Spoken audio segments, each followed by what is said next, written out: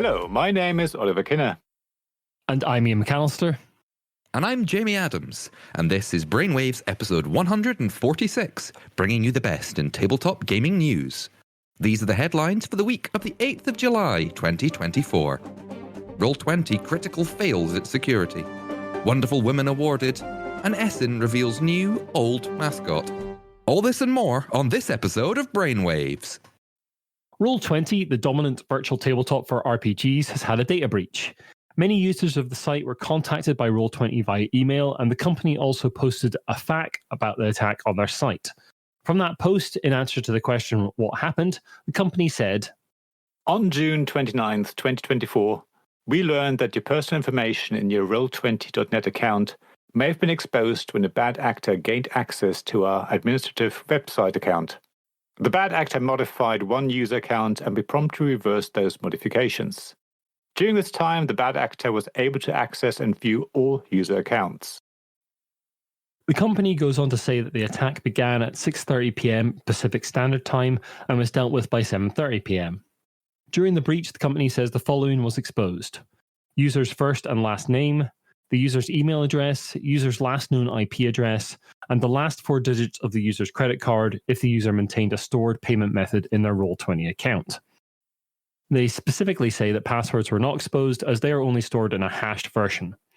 Full credit card numbers were protected as they are not kept on the Roll20 servers. In the FAQ, they answer what they are going to do to prevent such breaches in the future.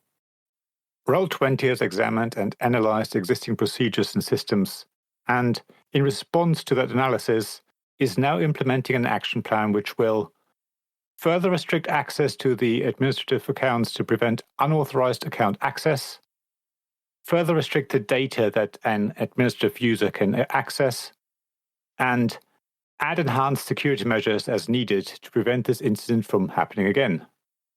Now, this is not the first time that Roll20 has been the victim of a data breach. Back in 2019, Roll20 posted that data from a breach was up for sale on the web. The data represented about 4 million users at the time of the breach. At the time, they said they were implementing new security to prevent similar breaches in the future. That apparently didn't go quite far enough. It does sound like they tended to the breach relatively quickly. I haven't had an email. I got an email. Yeah. I don't know what happened to my email. Maybe it's in my spam. It's entirely possible. Yeah. Ian, did you call it a FAQ at the beginning? Because I've never heard anyone call it a FAQ. I've heard it called an FAQ, but never a FAQ. And then you said FAQ later on. I'm really nitpicking here. I don't really... No, I mean, I did do both. That's fine. I've got nothing to say about this story because it happened. Be careful. Yeah, just be aware that if you have a Roll20 account that your data may be breached, you may not have had an email like I did. Just be careful with your security on all sites, really. I mean, these things are going to happen from time to time. And as we always say, change your passwords if you're worried. If you're worried that your credit card information was stolen, I mean, Roll20 says it wasn't. There was no information there, only the last 4 digits. So you should be okay. But again, if you're concerned, speak to your credit card company and maybe get a new credit card issued. So there are ways of protecting yourselves after these breaches. But just Roll20 do specifically say that the credit card information is not stored on their site. I think probably what is stored is maybe like transaction receipts that might have the last 4 digits of a credit card to sort of differentiate them in their system. So that has been exposed, but your full credit card details are not stored on Roll20 servers that were accessed. Now, after some serious news, we've got something more exciting, I think. Yes, a little bit. Women in Toys, Licensing and Entertainment, or WIT for short, is a non-profit organisation based in the United States which champions and advocates for the advancement of women through leadership, opportunity and education, regardless of race, ethnicity, gender identity, age, physical or mental abilities. Now, they've announced the nominees for their 2024 WIT Wonder Women Awards. Now, while there's a submission fee of $100 for nominations, which goes to the WIT Foundation Scholarship Program and funds their activities, companies are encouraged to nominate members of staff, and it's possible for anyone to nominate someone for one of the 19 categories. To see all the nominees for the 2024 awards, check out the page on the WIT website. We're obviously going to put a link in our show notes. Now, we want to pick out a few names that you might recognise. Kendra Vaughan, the DEI and Engagement Manager at Exploding Kittens, has been nominated as an advocate for change. DEI is diversity, equity, and inclusion. Birgitte Bülow, CEO of Besserwisser Studio, which is an Asmodee company, has been nominated for the brand franchise category. Carol Mertz, senior game designer at Exploding Kittens, is in the designer/inventor corporate category. Rebecca Aga-Khan Shepherd, VP of the franchise Magic the Gathering at Wizards of the Coast, has been nominated for the inbound licensing category. Danny Lowe, senior marketing manager at Flat River Group, is a nominee in the marketing category. Brie Lovett, vice president and product management at Wizards of the Coast, has been nominated as Mentor of the Year. Kelly Vopolak, senior director of creative operations at Exploding Kittens, has been nominated as the rising leader of under 500 employees. And Marjolaine Lubberman, SVP route to market at Asmodee, is a nominee in the unsung hero over 500 employees category. Now that's going to go on, the award show is going to be announced at the Wonder Woman Awards Gala in LA on the 13th of September of this year. That's a Friday, I believe. And my birthday. Is it? Oh, Yes. Friday the 13th. Oh dear. Yes. I planned it well. Congratulations to all the nominees. I hope you stayed with me for that. It's quite a substantive list, and that's only in some of them. It's good to see one with focus on women in the industry, and oft, sadly, I don't like saying this, an oft overlooked and underrepresented category, as we've said in the Spiel des Jahres, I think this year and last year. Yeah. And it's nice to see that, obviously, there are names there from sort of a board game industry, names that you may recognize. There's obviously lots of other names in there from sort of Mattel, other toy companies and things like that as well. So do have a look at the list. It's really interesting to see the names there. Maybe from those names, I probably recognize Danny Lowe the most, but Yeah, I'd say so. Yep. as I say, these names, Exploding Kittens, Asmodee, Wizards of the Coast, we've all heard. So A lot of Interesting. Exploding Kittens. yes. Yep. I mean, Like it is the game. one of those sort of corporate awards where you have to pay to enter. So it's a bit of a marketing exercise for some companies, and certainly Exploding Kittens are not adverse to a bit of that. But we thought it was an interesting story because it is highlighting women in the industry, and we don't hear a lot from those voices as much as we should. Why we wanted to include it in this cast. Yeah. There's going to be quite a few awards popping up throughout this episode, but we're going to take a little diversion. And instead of awards, we're going to go to, well, everyone's favourite, isn't it, Oliver? Everyone's favourite. Yeah, I think you're talking about Spiel Essen, the biggest board game or tabletop game show in the world. Now, back in episode 131, we brought you the news that Spiel Essen was being rightly mocked for the use of AI art across the branding for the 2023 show. What made this even more bizarre is that the company that runs Spiel Essen, the Mertz Verlag, had run a competition to design a mascot for the show that everyone had assumed would then be used on the trade dress for the event. The company had even posted images of the mascot, which they called Meeps, in some of its advertising for the 2023 show, before cancelling the Little Animal Ambassador for the event and replacing it with AI art. Eventually, Mertz Verlag announced that they would not be using AI art in the 2024 edition of the show, as we reported in episode 144 of the cast. Now, there is another twist in the story. The company has decided to reintroduce its mascot, Meeps. Not only has Meeps reappeared on various marketing campaigns, including the Spiel Essen website, but it will also feature on various merchandise, including mugs, bags, and t-shirts. Meeps will even be available as a cuddly toy and feature in a game specifically designed for the show. In Loot, designed by Ralf Sulinde and published by Skelly Games, you help Meeps visit as many stands as possible by planning ahead and not letting yourself be pushed into a corner. Spiel Essen calls this game an exciting, family-friendly roll and Meeps game for 2 to 4 players aged 8 and up. So Meeps is back, stronger than ever. And so far, there is no AI art in sight. We love them, folks. We're so happy to have Meeps back. I mean, Yay. I tell you, I've got my Meeps tattoo across my chest. You all know it. You've seen the picture. I mean, at least you didn't get a tattoo of the AI art from last year, which was really, really creepy. Yeah, really creepy. I didn't get it. Yeah, guys, come on. We've got our mascot. Remember the mascot that don't look at the AI art, don't look at the AI art. Yeah, it was there and then disappeared. And was replaced by creepy stuff. And now it's back in a very, very strong way. It feels like they're going a bit hard. Yeah. don't remember. Don't think of the AI art. What AI art? No. Look, Meeps, and we've made a game out of it as well. Look. So yeah. we've said the word Meeps a lot. Can either of you two actually describe what Meeps actually looks like for any listeners? It's basically sort of stripy cat, cartoony cat mascot with a big smiley face that like walks on his back legs like it's a person.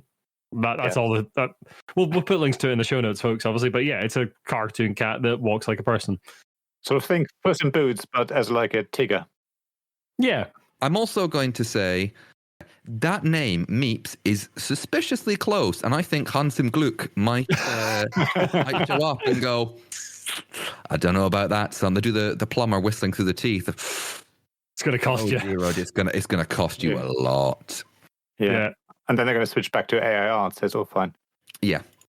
Anyway, on to the news.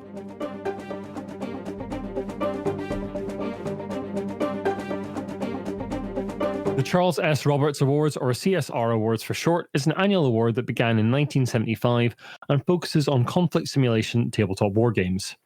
The award is named in honor of Charles S. Roberts, the founder of Avalon Hill, who is also known as the father of wargaming.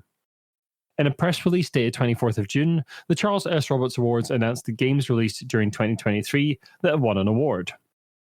The award is managed by a committee which has no commercial sponsorship and is made up of designers, writers, and hobbyists.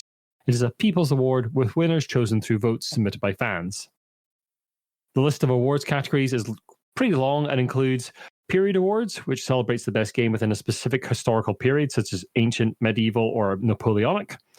Mode Awards for the best game using a specific mechanical or design mode, such as best strategic or operational game. The Capstone Awards, which go to individuals or groups for specific achievements, such as the Chad Jensen Memorial Breakthrough Designer Award. Each category is further divided into subcategories, creating a long list of nominees and winners. Now, we're unable to mention all the nominees and winners because there's just so many of them. For a full list, we'll put a link in our show notes.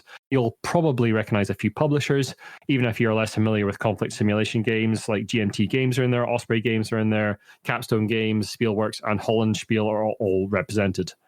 Congratulations to all the nominees and winners. If the names of those companies might ring a bell, but maybe not entirely sure where they are, if you go to a gaming store and you look at a wall, it's probably the ones with the blandest titles, but it's taking up maybe the biggest amount of space. And rule books that look like an MIT dissertation. Yeah.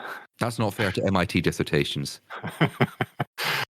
It's an interesting word. I've not heard about it before, but it's nice that these games do get recognition. Obviously, conflict simulation or war games, or whatever you want to call them, they've been around for a long time. I mean, the award's been going since 1975, so it has been going for a long while. And I guess even though they're obviously part of our hobby, they all always feel quite separate. I think war gamers quite often see themselves as different types of gamers to other board gamers, a bit like, I guess, role-playing games and war games and all that, all type of things. But yeah, it's nice that a topic, a genre like war games, what's probably quite controversial and not to everyone's taste, gets this recognition. And in fact, look at the nominees and the list of categories. It is a very, very long list. So it is quite amazing to see. I know that both yourself, Oliver, and yourself, Ian, have written articles on your respective websites about kind of hesitations that you have within war games and what you may deem. What you may deem. I don't think I've touched on it occasionally in. I've touched on it occasionally in reviews. I don't think I've written a separate article, but for some reason I thought you had. Sorry. Okay, we have discussed it. Yeah, we have about like what we consider, and again, this varies from individual to individual. What we consider like acceptable, kind of, and we don't play a war game and not feel the ick. Yeah, the history of early Avalon Hill is really quite interesting. I was reading about it recently in a book called The Privilege of Play by Aaron Trammell. That is basically an MIT dissertation. It's quite dry, but it is about sort of the early days of role-playing games and what they came out of in terms of like Avalon Hill and war games and the sort of magazines that allowed people to communicate across America and across the world in terms of like playing games with each other and involvement with like military institutions and that kind of thing getting involved with it, and it's kind of fascinating period of history. But so dude, if you're interested in that period of like games and like what came out of them, Privilege of Play by Aaron Trammell, and there's a few other books out there as well that are worth checking out. I'll put some links in the show notes. And of course, we're seeing a trend now with companies like Osprey Games introducing the topic of war into more sort of mainstream board games. The Undaunted series probably being maybe the most famous one, the most recent one. I would say it's been there for a long time. Yeah, Memoir 44 from Days of Wonder is a kind of very successful, kind of very well-known World War II game. I'd say that was a big breakthrough into sort of more mainstream board, like hobby gaming, out of the sort of like hex and counter stuff into what we would think of as the hobby game. It's maybe that Undaunted has been leading something of a slight renaissance in that kind of game-based thing, but it's never gone away. It's just different permutations. Yeah. And GMT are still massive, obviously. They still have a lot of like actual historical war games, as well as like some more esoteric stuff as well, like some more hobbyist kind of games. Hey, do you want to play the 1960 presidential election as a board game? You can. I've got it. It's really good. Do you want to play the Cold War? You can. Do you want to play a specific part of the Cold War? You can. You can, yeah. Do you want to play a specific part of World War One? You can. More recently, we got like Votes for Women by Tori Brown and from Fort Circle Games, who are a sponsor of this show. We should mention that while I'm mentioning the game. But yeah, that's a very interesting game about the sort of suffragette movement in the States. So yeah, war games don't have to be about war. And like we've recovered the Zenobia Awards several times on the show. That's a really interesting award. Molly House is coming out soon from Rubik Games, which is about Oh, did you? Oh, excellent! I really want to play. Yeah, I did as well. Yeah. So yeah, that's a game. That's a game about sort of basically sort of queer life in Victorian England. Georgian Victorian England. Yes, it's what what at the time they probably call social deviancy or exactly nonsense. But yeah, good award to see. Speaking of awards, Jamie. Yes, we're not quite finished with awards, as I said, popping back up. Now, in late June, the Origins Games Fair took place in Columbus, Ohio, and as part of the fair, they have the Origins Awards. Now, similarly to the CSR awards that we just covered, there were quite a lot of them. There's 24 awards in all that covers strategy games, RPGs, gateway games, art, writing, and accessories, to name but a few. Some notable winners, I'll point out, Sky Team from Scorpion Mask won the best co-op board game. This game seems to be doing very well in awards this year. Die, the RPG from Rowan Rook and Deckard, won Best Role-Playing Game Core Product. I know that Ian has a copy of that. And Quanche Maria won Best 2D Artwork for Empire's End from Brotherwise Games. I am a big fan of Quanche Maria's art. Now, Hall of Fame inductees, because they also have that, this year includes Martin Wallace, the Cyberpunk series, and Matthias Viga, designer of Zoom Up Arc Nova. Now, normally we talk about, who's in the jury sometimes. It's unknown at this point who constitutes the jury at Origins, but you can apply to be one on the Origins website. It's part of the Academy of Adventure Gaming Arts and Design, which itself is part of the Game Manufacturers Association, GAMA, who runs Origins and describes itself as the non-profit trade organization dedicated to serving the hobby games industry. Again, like 24 awards, 24 winners. Congratulations. Yeah, congratulations. The jury, though. Yeah, what is this thing with the jury going on there? Do we know more? No, I wanted to reach out to Gamma before that we recorded this cast, but I just didn't find the time. So yeah, like secretive award juries really annoy me. Like, why? I did a tiny bit of. I didn't do a lot, but I did a little bit of looking around. So it was like apply, and it seemed to circle you back and back round. So I couldn't find a juror list. But yeah, I mean that sort of stuff's like rife in other industries. Like the Oscar committee is like kind of secretive, for instance, as well. I guess it's so they're meant to be not influenced. I guess. Yeah, I don't know. Die getting an award there is kind of interesting. The one thing I would question about Origins Awards is much like the Wonder Woman Awards we were covering earlier in the cast is like, is there a bit of like sort of pay for award going on here? I don't know. I don't think so with Origins, but it like secretive nature, or when awards have secretive nature bits about them, it always makes me a little bit suspicious as to what's going on there. Yeah, Die's an interesting RPG. I have played like one session of it so far. That game has now fallen apart, unfortunately, so I won't get to play much more. But I've done a first read on the site recently. Like Goth Jumanji is how the designer describes it. Wow. It's a very weird meta piece of, as is the comic. It's based on a graphic novel, Right. and the RPG has been written at the same time as a graphic novel. So yeah, it's check out the graphic novel. It's very, very good. It's a very sort of meta text about role playing games and the nature of RPGs. If you're into that kind of thing, which I am. Interesting. Moving away from awards news, we've got something that Mattel is starting. Ian? Yeah, Mattel has been on a good run recently, with obviously the Barbie film raking in tons of cash, paving the way for a host of new toy and game films, no doubt. But that's not what we're covering right now. Mattel has made a huge announcement in the field of accessibility. Mattel executives have said 80% of their games portfolio will be colorblind accessible by the end of this year, and that'll be up to 90% by the end of 2025. Some of the initial games will include Block Placer Blockus, Simian Suppressor Tumbling Monkeys, and Uno.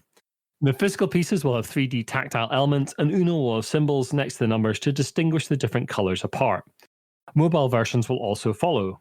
Ray Adler, Vice President, Global Head of Games, said, At Mattel, we are proud that our portfolio of games continues to bring people together, transcending languages and cultures. And this initiative to offer more colorblind accessible games is another proof point in our inclusivity journey. We are proud to help spread awareness for the colorblind community and make our products accessible for more people, so that all fans can come together and enjoy universal gameplay. Now, obviously, there are multiple different kinds of color blindness, and this is trying to cater to all. Yeah, I was about to say colorblind, I think, is not the preferred term anymore. I think it's color vision deficiency, Yes. CVD, and that covers different sort of types of sort of like color blindness and sort of visual issues. So it's sort of like it's more encompassing. It's a sort of a wider term.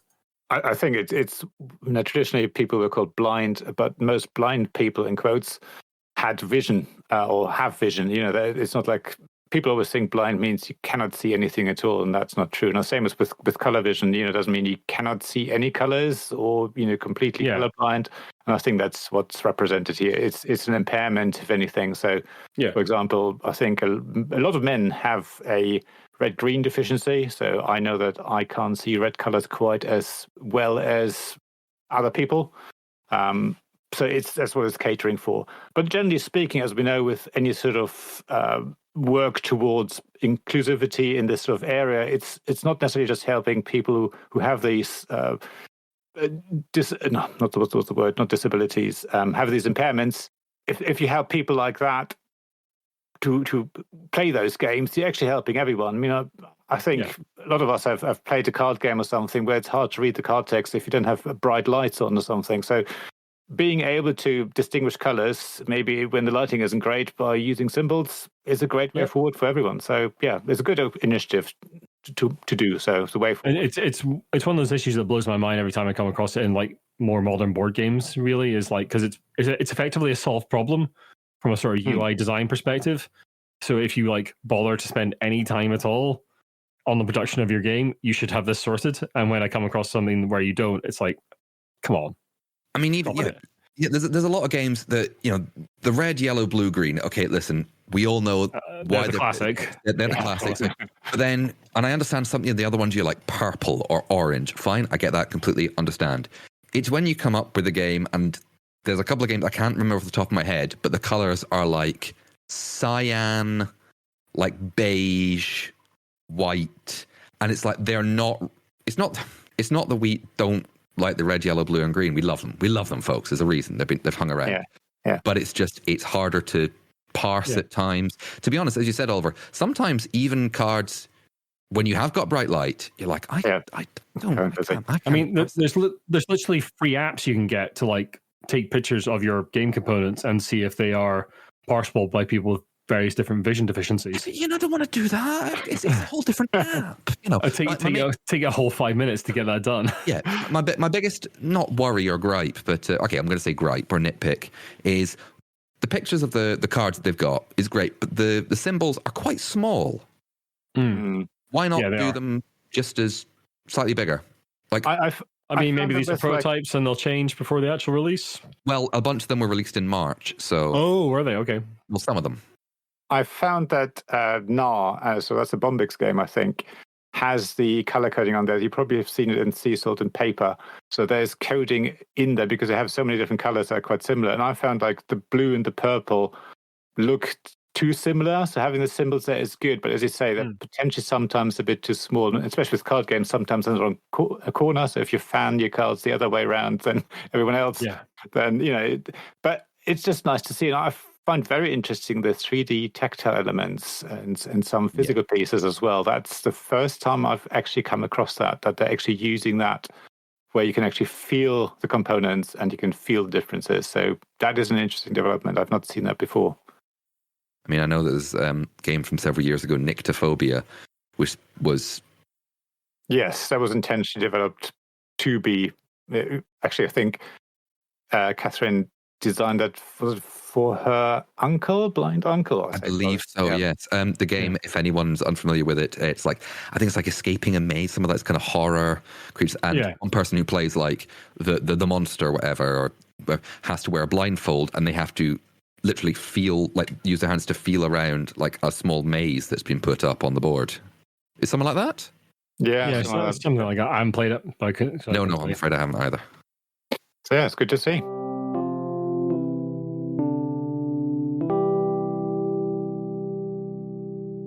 The Spiel des Jahres Association recently announced the passing of Andreas Mutschke. Andreas died of a sudden cardiac arrest on the 27th of June 2024. He had played many roles in the industry in Germany. He was a member of the Spiel des Jahres jury from 1992 until 2001. He was co-founder of the independent German board game magazine Fairplay, for which he contributed countless reviews and other articles. He also ran the online shop Vintage Toys, where he offered classic board and card games. A significant portion were from before World War I, alongside old toys and children's science kits. Toys and games had always been close to his heart, but he saw them not just as commercial products, but as cultural assets that needed to be preserved. Andreas was a very well-respected person and will clearly be missed. Yeah, I mean, I am going to say, I think his idea of toys and games as cultural assets need to be preserved. Absolutely. You look at a lot of excavations and archaeological digs. I mean, they are the similar thing anyway. And you find so much gaming things like dice and cups and there's a whole thing about preserving the history of the hobby and like how we got to certain places and how we got to certain games. That kind of thing that's important. That's important work. And not just for our industry, it's for our social development as human beings. Like, how long have we been playing games to, if not relax, then using it, as a learning tool? I mean, hell, last time we talked about chess being one of the 7 knightly virtues. Yeah. And also he's sort of implying that, when you buy a board game, you're not just buying a product that consists of, components and stuff, but you're actually buying a game. It's sort of the meta level of it was important to him as well. So you're playing, yes, with cardboard and wood and whatever else, but it's not just a commercial product that you buy, but it's actually the experience, the game, the whole thing, which really nice to see. It sounds pretentious, but you have an experience. Yeah.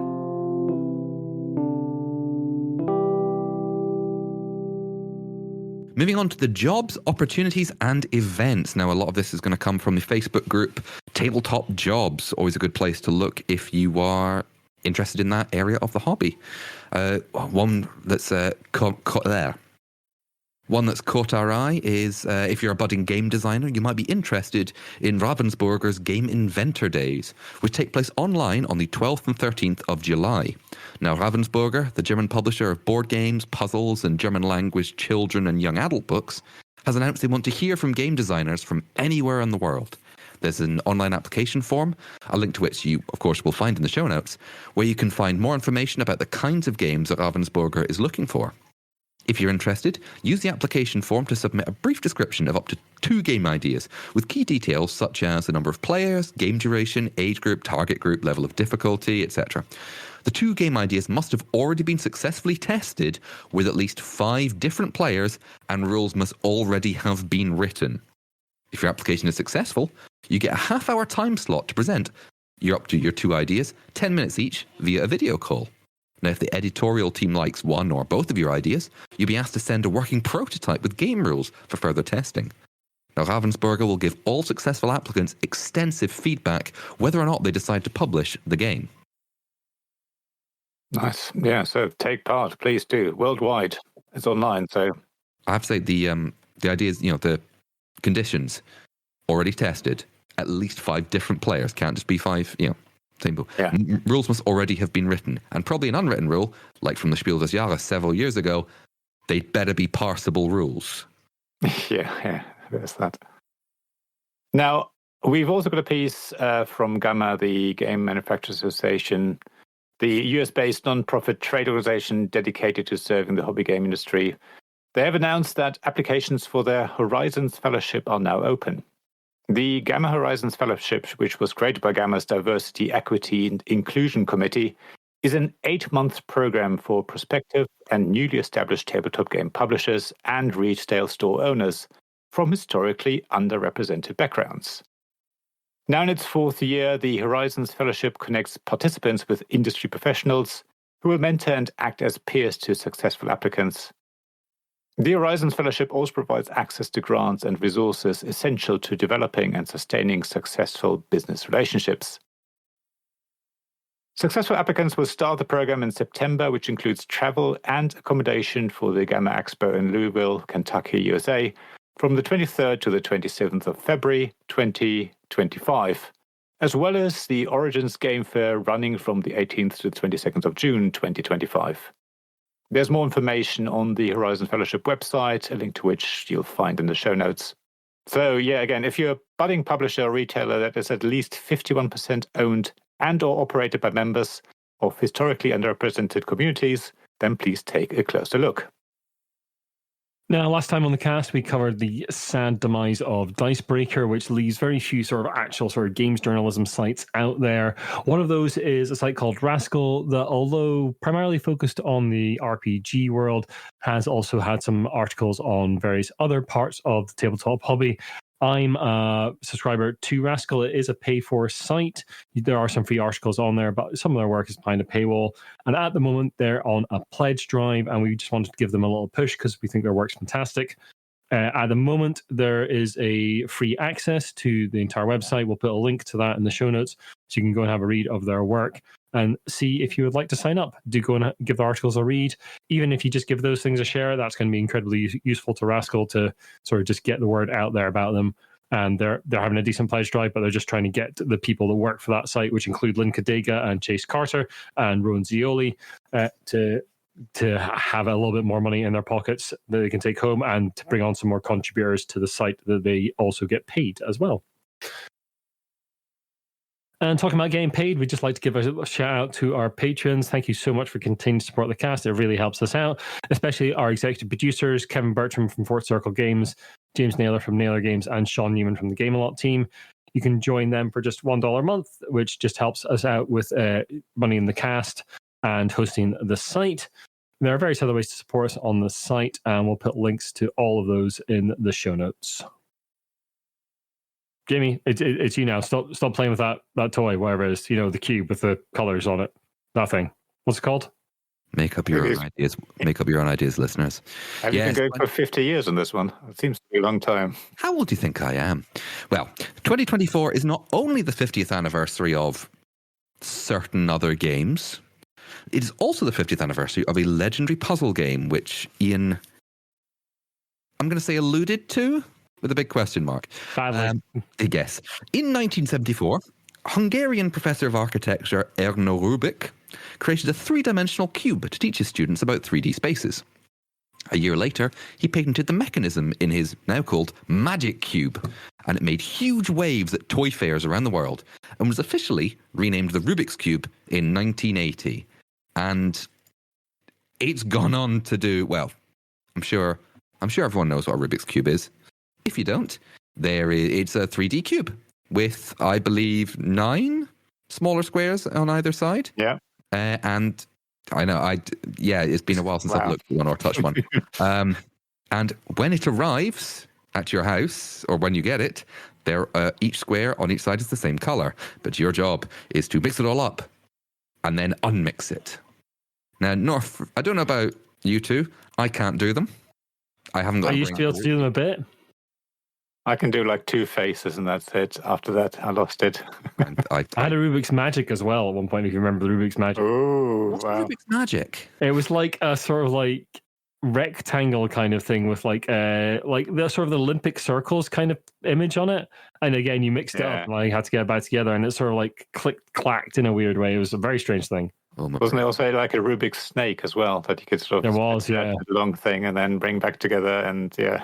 Oh, no. that was more toy-like than puzzle. Yeah, it was. It was for sure. No, oh no. I mean, listen, I don't know how long it took you. Obviously, I'm still to this day thinking. I mean, 50 years on, Jimmy, you're still working on the cube. Yeah. How old do you think I am? Anyway, last year, a new world record was set for solving a Rubik's Cube. 3.13 seconds by Max Park.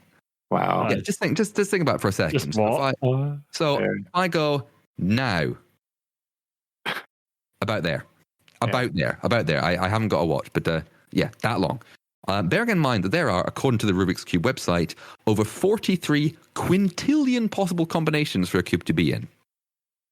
And in case you're wondering, a quintillion has 18 zeros. Wow.